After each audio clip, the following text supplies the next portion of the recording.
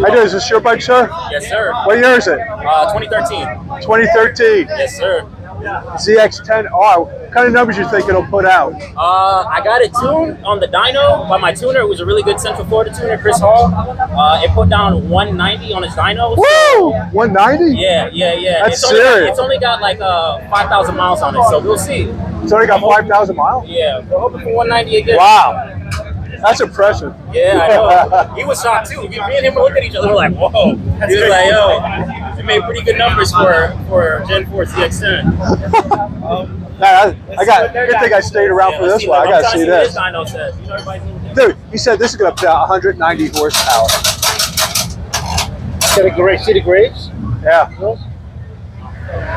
Look at the angled fender eliminator kit. Yeah. Said he only got Dakota said if there's a Cowie to buy, this would be it. He likes this one. Really? Because he likes the colors. What? Really? I think he said it was a 2019. 2017? 2017? No, it's a 2013. 2013. Yeah. Oh, 2013. Dakota, 2013.